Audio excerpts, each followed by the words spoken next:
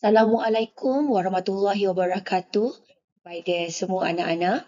Pada hari ini kita akan belajar Sains Tahun 3 iaitu Unit 7.0 Ketumpatan, Standard Kandungan 7.1 Objek atau bahan yang lebih tumpat atau kurang tumpat daripada air. Standard pembelajaran 7.1.1, 7.1.2, 7.1.3 dan 7.1.4. Apa yang kita akan belajar pada hari ini? Topik pertama, timbul dan tenggelam. Topik kedua, air menjadi lebih tumpat. Yang ketiga, ketumpatan cecair. Dan yang keempat, kamu akan ketahui tentang aplikasi ketumpatan dalam kehidupan. Mari kita belajar topik pertama, timbul dan tenggelam. Dalam gambar rajah ini, kita dapat lihat Kina sedang berkata-kata dengan ayahnya, iaitu itik permainannya timbul. Persoalan di sini, mengapa itik permainan Kina tidak tenggelam? Kamu akan dapat merungkaikan persoalan ini apabila kamu tahu tentang konsep timbul dan tenggelam.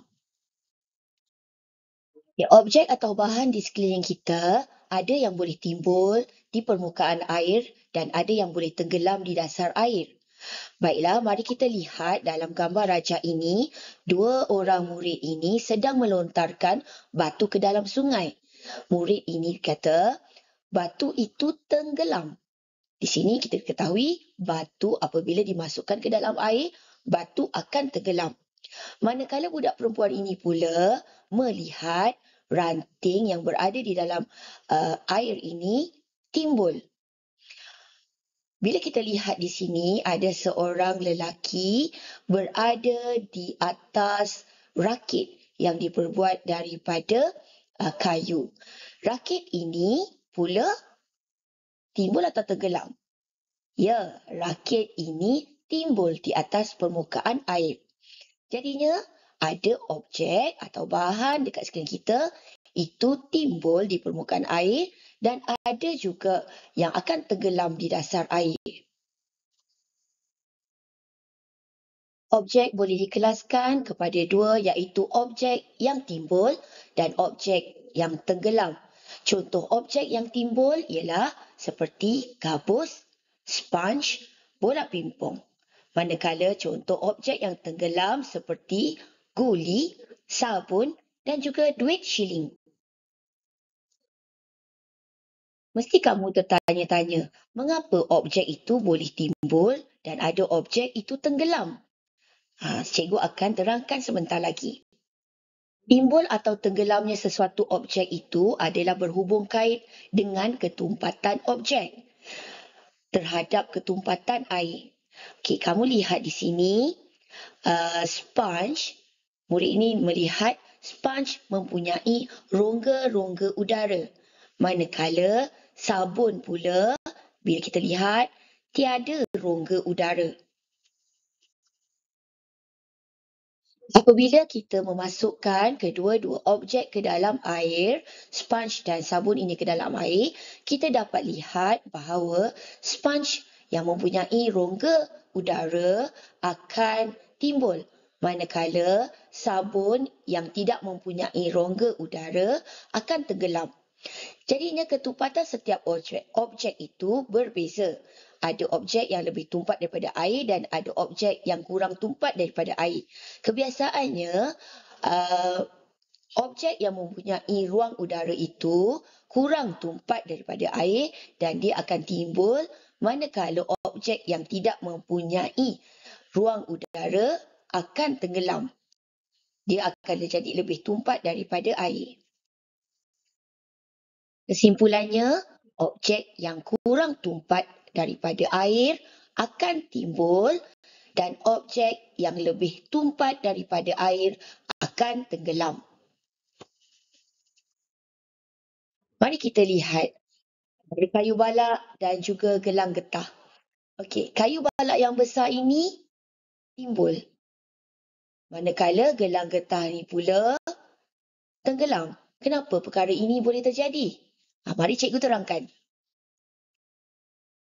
Jawapannya ialah kayu balak ini Dia timbul kerana kayu balak mempunyai rongga-rongga udara di dalamnya. Oleh itu, kayu balak ini kurang tumpat daripada air. Manakala gelang getah ni pula, dia tak ada mempunyai ruang udara. Maka gelang getah ni lebih tumpat daripada air dan menyebabkan ianya tenggelam.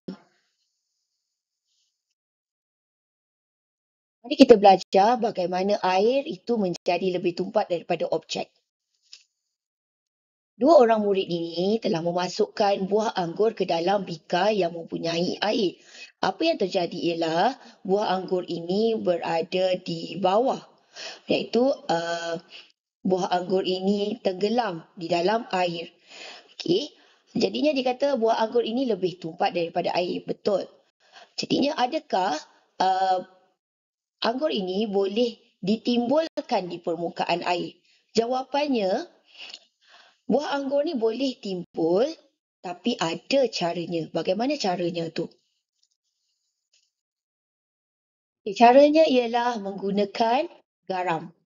Kamu boleh menimbulkan buah anggur ini, kamu cuba di rumah, timbulkan anggur ini ke permukaan air dengan menggunakan larutan garam.